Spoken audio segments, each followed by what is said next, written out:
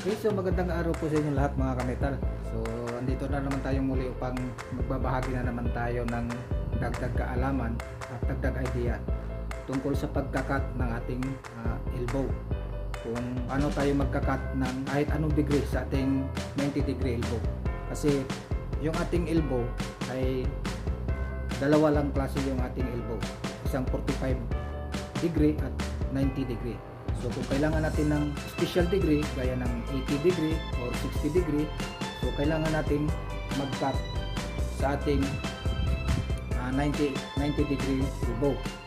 Actually meron na akong video nito mga kamita, pangatlo na ito.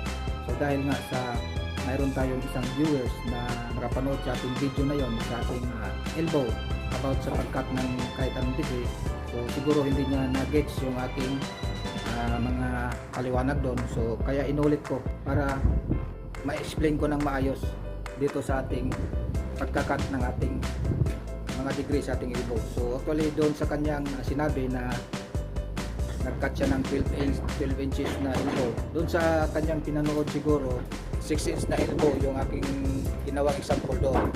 Doon sa ating 6 inch elbow at saka sa 12 inch elbow ay medyo hindi siya accurate kung malaki na yung elbow na ating kakatingin sa iba't ibang degree.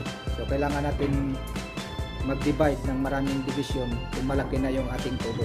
So ngayon ipapakita ko sa inyo kung paano tayo mag-divide ng ilang division sa ating elbow. So before tayo magsimula, kung baguhan pa lang kayo dito sa ating YouTube channel, ay huwag kalimutan mag-subscribe at like at i-click nyo na rin yung ating notification bell para ma-update kayo lagi sa ating mga bagong videos na upload. So tara na mga kametal, simulan na natin.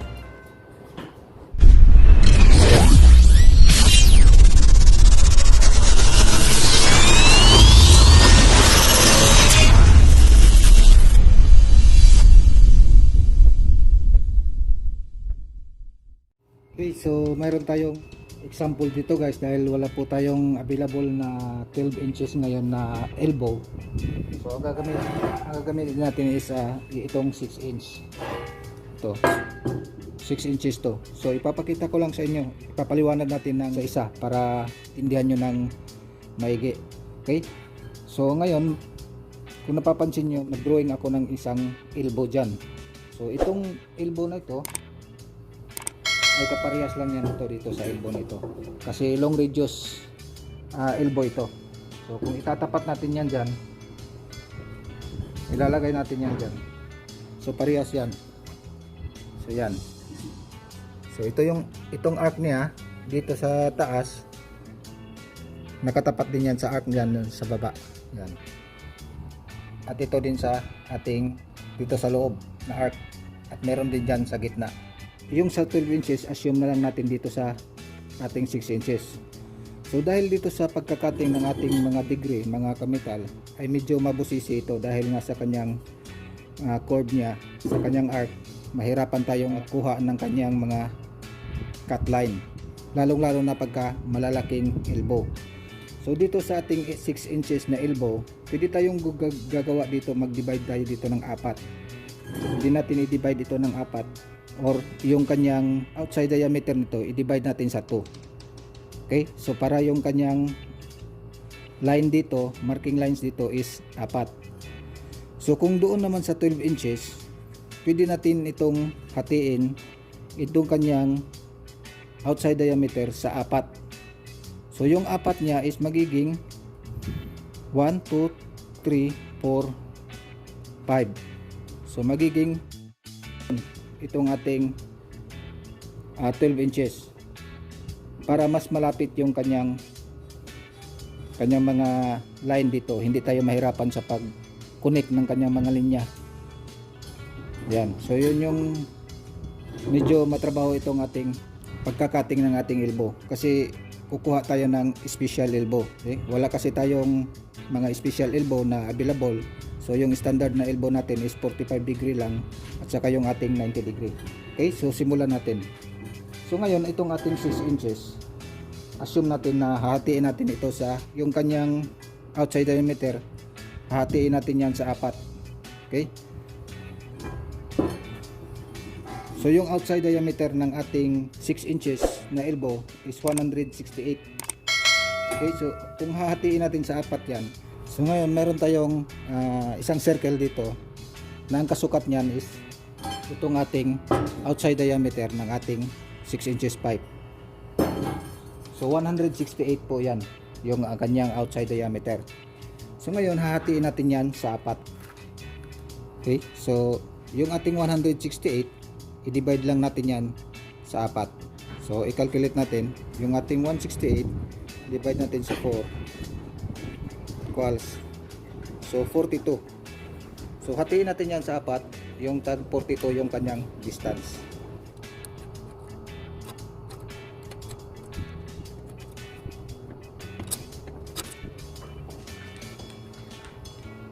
So ngayon, hinati natin yan sa apat. Okay? So dito naman sa kanyang circumference ay nagiging 1, 2, 3, 4. So 8 division sa kanyang circumference. So ito yung ating R1. Yan, R1. So reduce 1 natin to. Itong pinakaibabaw. Itong pinakaibabaw na ito. Yan. Ito yung ating R1 sa ibabaw. Okay? So dito naman, ito yung ating R2. Yan. So kung ano yung sukat dito, ganun din dito. Magkaparehas lang yan sila. Yan, R2. Yan. R3, R4, saka yung ating R5. Okay? Yan. So ito R4, parehas lang yan sila. R4, R3. Okay? So yan. So dito naman, pagdating naman dito sa ating circumference, yan, i-divide din natin yan sa 8 kasi 8 ito, 1, 2, 3, 4, 5, 6, 7, 8. Okay? So itong circumference ito, yung outside diameter niya, i-times lang natin yan sa pi para makuha natin yung circumference nito. Okay? 168 times pi. Yan, pi. So ito yung ating pi. Yan yung ating symbol ng ating pi. Yung equivalent niyan is 3.1416. Okay? So 527.7. Okay, so ito na yung kanyang kabuang circle. Yan, 527 mm ang sukat niyan. Okay? So i-divide natin ngayon sa 8 kasi 8 division yan. Apat dito, apat din dito. Okay, so i-divide natin sa 8. So 65.9 or 66 mm. Okay? 66 mm. So yung magiging sukat natin dito, yan, kinuhanan ko na ng center ito. Ito, meron na tayong center. Yan. So bawat distance yan is 66 mm. Hanggang mabuo natin yung 8 division. Okay? So ngayon mamarkahan natin yan ng 66 mm yung bawat distance niya. So dito na markahan na natin 8 division yan. So bawat distance niyan is 66 mm. Ito yung ating dito sa ibabaw. Ito yung ating R1. So bali ito yung ating R1. So ito ating R2. R2 din dito sa opposite niya. So yan, dito para klaro. Yan, R1 natin. So R2. Yan, R2 din yan. So dito sa gitna, ito yung ating R3. R4 naman dito. Yan. May markings din tayo dito. Yan yung R4 natin. At dito sa ilalim, ito na yung ating R5. Okay? So ngayon, paano natin i-marking yan? So kailangan natin i-marking din dito natin mga kamital. Itong ating, i-connect natin itong ating center dito sa ating elbow. Center natin dito. At saka center din natin dito. Para mayroon tayong reference sa pagkuha ng ating accurate na marking. Yan, so kailangan nakalagyan din natin ng marking dito mga kamital. Kasi yung ating kukuhanin na degree ngayon doon sa ating viewers, yung kanyang gustong kukuhanin na degree is 19 degree. Pero gagawin na natin 20.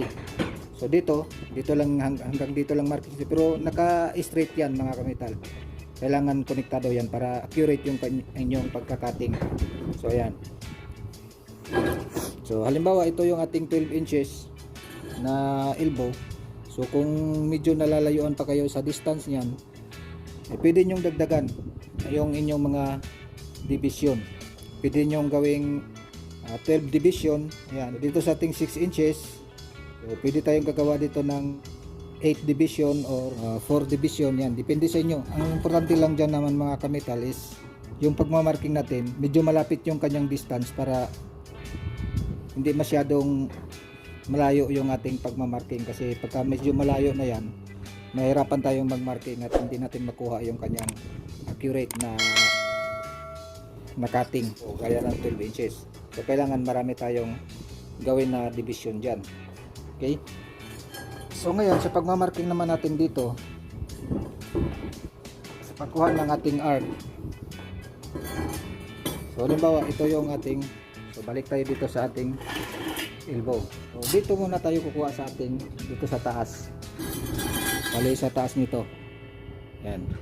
So kunin natin yung 20 degree nya. So ang take off ng ating elbow is 6 inches ito. So 9 inches yan. So kung hindi nyo pa napanood yung ating pagkuha ng ating mga elbow take off, paano mag-calculate yun, so mayroon tayong video nyan. So panoorin nyo lang yan. Meron tayong long radius at saka sa pagkuha ng take off ng ating mga special elbow. 9 inches yan. So i-times natin yan sa 25.4 para ma-convert natin sa mm. So 2 to 8.6 yung center na yan. Yan yung ating elbow take off. So 9 inches. So 2 to 8.6 sa millimeter. So mag-plus tayo ng half OD ng ating outside diameter ng ating elbow. Half OD niyan, so 168. So yung half niya is 84. Okay, so plus tayo ng 84. Okay, so 312.6. So yan na ngayon yung radius niya simula rito hanggang dito sa kanyang pinaka-top na arc natin. Okay, so 312.6. 312.6. Okay, so dito naman sa susunod natin,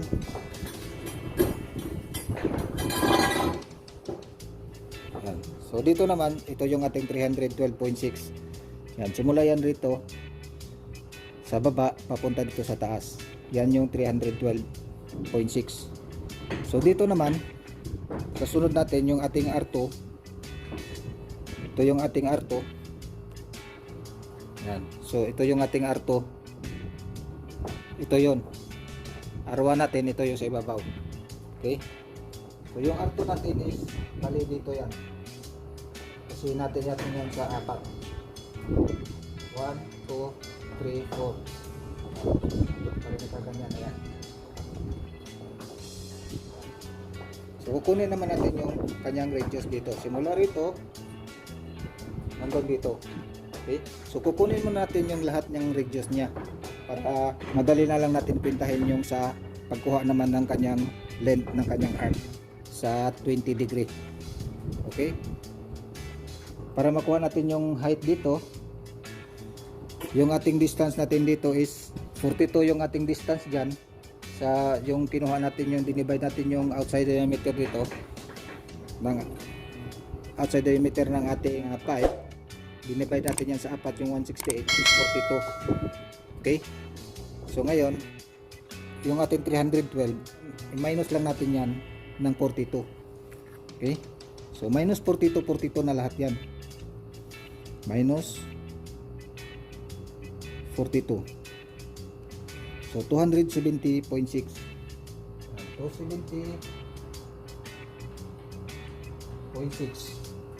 Okay? So 270.6. So minus 42 ulit. Yan, 228.6. 228.6. So ito na yung ating take off. Simula rito hanggang sa center. Yung take off kasi natin is center yan. Kung kukuha tayo ng take off, lagi tayo sa center. Hindi tayo dito kukuha sa taas at dito sa baba. Center tayo always sa ating elbow. Okay?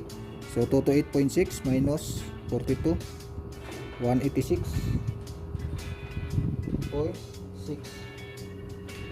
So minus 42, 144.6. So 144.6. Okay? So ito yung ating R1, R2,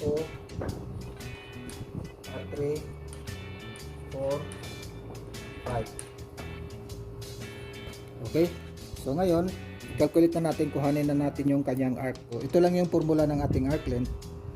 So 2 times pi times radius, degree natin, kung anong degree yung ating gusto natin kakatingin. Yan, degree natin, tapos i-divide natin sa 360. So yan lang. So kailangan lang natin kuhanin yung mga radius natin. Okay, kukuhanin natin yung R1. Okay, so 2 times pi. Yung pi natin is 3.1416. Kung mayroon kayong symbol dyan na pi na kagaya nito, so pwede nyo pindutin nyo ng direct yan. So times radius. So ito yung radius natin, 312.6 sa R1 natin, 312.6. So open parenthesis nyo lang, tapos yung degree, kuha tayo ng 20 degree, tapos i-divide natin yan sa 360. So yan, so 109.1. Okay, so yan yung sa ating R1, 109.1. So magpalit tayo ng calculator para mas klaro dito. So doon tayo sa ating R2. Okay, so 2 times pi times 270.6 yung ating radius R2. Okay, so tayo, tapos open parenthesis, 20 yung degree natin na kukuhanin, tapos divide natin sa 360. Okay, so 94.45 dito sa ating R2. So dito sa ating R3, para hindi na tayo magpabalik-balik ng calculate natin, so palitan na lang natin yung 270.6 sa ating R3. Okay, so delete lang natin yan, 228.6 ang ating R3. Yan, 79.79 or 79.8. 79.8. Okay, sa ating R4, yung R4 natin, palitan lang natin to, 186.6, 65.1.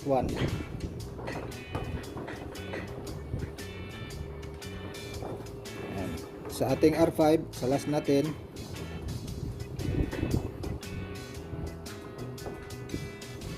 144.6. So 50.5.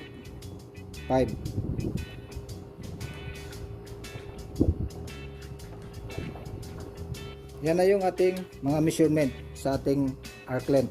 So yan, recap natin. Dito sa ating R1 natin, dito 109. Sa R2 natin is 94.45.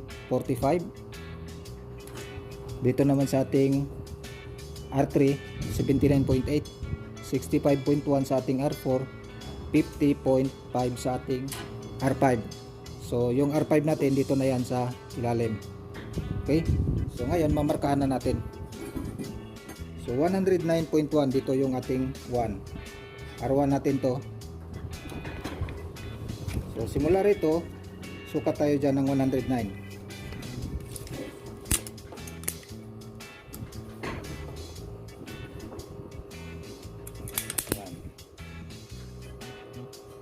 Yan yung ating R1. Doon sa ating R2 is 94.45. So simula rito 94. 94 point. Yan. So 2. Dito rin sa kabila. 2 rin dito. 2 rin. 2 din dito. So 94.45 din. Okay? So mamarkahan muna natin lahat ito. Okay, so ayan na yung marking natin, mga kametal. So ayan na yung ating marking dito sa ating R5. Ito yung pinakailalim. Ito yung ating R1. Ayan, sa ibabaw. Okay? So ngayon, ikukunik na natin yan.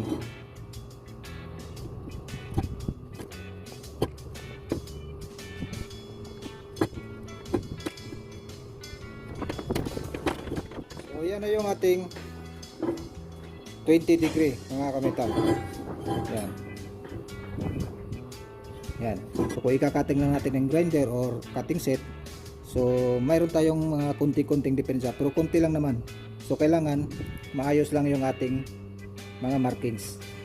Kasi dyan tayo nagdepende sa ating mga markings. So ito yung ating 20 degree.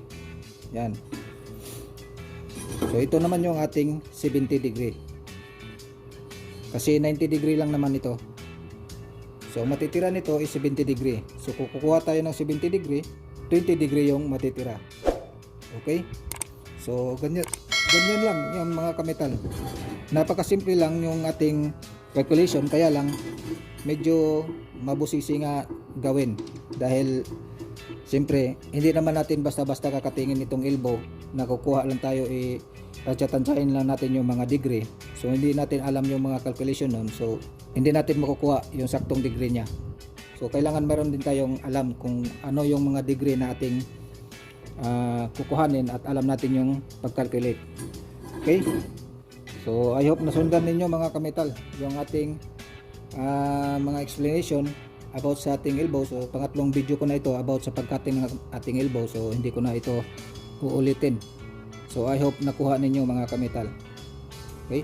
So tips ko lang sa inyo, kung medyo malaki yung inyong mga elbow, so kailangan medyo mas malapit yung ating mga distance dito. Yan. Halimbawa dito, kung gusto nyo pang dagdagan yung inyong division dyan, yan. So dagdagan nyo. Kasi the more na malapit siya, mas accurate yung inyong mga markings. Pagkuha niyo sa inyong markings. Okay? So yun lang.